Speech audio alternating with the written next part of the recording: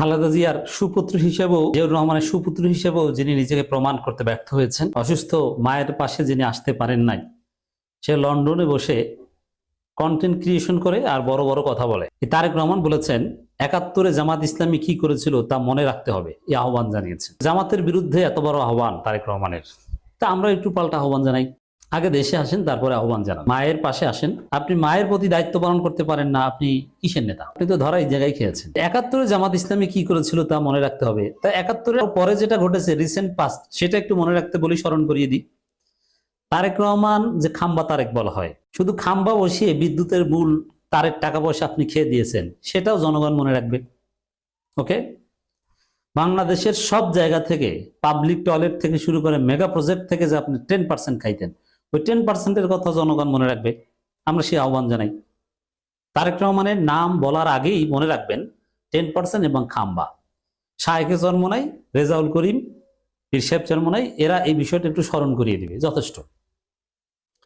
আর ৭১-এ জামাত কি করেছিল এটা স্মরণ করতে করতে হাসিনার পতন হয়েছে। এটা আবার যারা স্মরণ করতে যাইবে, ৭১ নিয়ে ব্যবসা করতে যাইবে, তাদের অবস্থা তো হাসিনার মতো হতে পারে, অথবা এটা ডেঞ্জারাস। আর ৭১-এ জামাতের যারা ছিল এরা বর্তমানে কেউ নেই। আর জনগণ নূরনবী আমলের ঘটনা দেখে ভোট দিবে না, জনগণ ভোট দিবে তার জন্য যে সৎ, যারা নিজেরা নিজেদেরকে হত্যা করে তাদেরকে জনগণ ভোট দিবে না। তারেক রহমানের নাম উচ্চারণের আগে এটাও একটু মনে রাখবেন যে তারেক রহমানের নির্দেশে তারেক রহমানের সৈনিকরা ৫ আগস্টের পর থেকে এখন পর্যন্ত ২০৪ জন নিজেদেরকে হত্যা করেছে।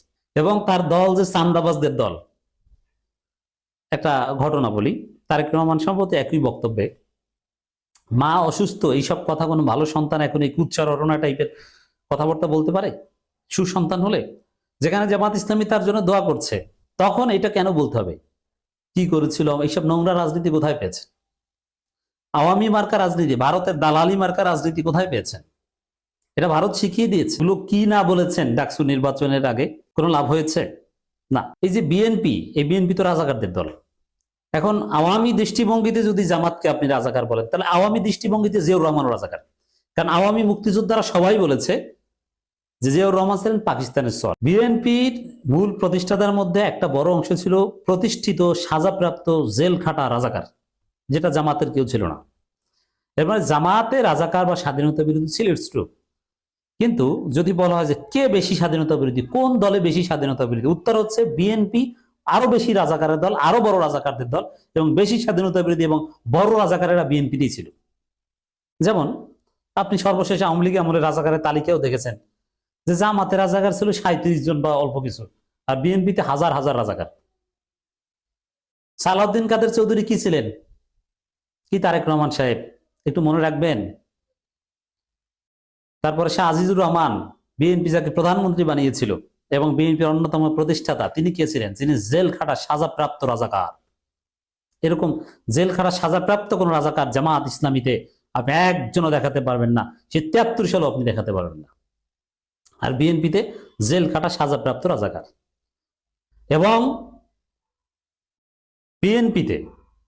বিএনপির মহাসচিব আজকে যিনি, তিনি একজন জেল খাটা সাজাপ্রাপ্ত রাজাকারের পুত্র। আমির খসরু মাহমুদ চৌধুরী, তিনিও একজন রাজাকারের পুত্র। বিএনপি তো রাজাকারময় দল, স্বাধীনতা বিরোধীময় দল, এটাও জনগণ মনে রাখবে। শুধু জামাতেরটা মনে রাখবে না, এরপরে আরেকটু আসেন যেটা জনগণ মনে রাখবে, সেটা হচ্ছে এই জামাত ৭১-এ কি করেছিল এটা তারেক রহমান এত জানেন, জেনে কেন বলেছিলেন শিবির আর ছাত্রদল এক মায়ের পেটের দুই ভাই? কেন তারেক রহমান জামাতের এত ঘনিষ্ঠ ছিল? কেন তারেক রহমান নিজে ২ জন রাজাকার মতিউর রহমান নিজামী এবং আলী হাসান মুজাহিদকে মন্ত্রী বানিয়েছিল? খালেদা জিয়া নিজে কেন বানিয়েছিল এবং তারেক রহমান এটা সমর্থন কেন করেছিল? এজন্য নাকে খত দিয়ে ক্ষমা চাইতে হবে। তার আগে তারেক রহমানের কোনো অধিকার নাই জামাত ৭১ সালে কি বলেছিল এটা স্মরণ করিয়ে দেয়। এই বিষয়ে কোনো কথা বলার অধিকার তারেক রহমানের নাই।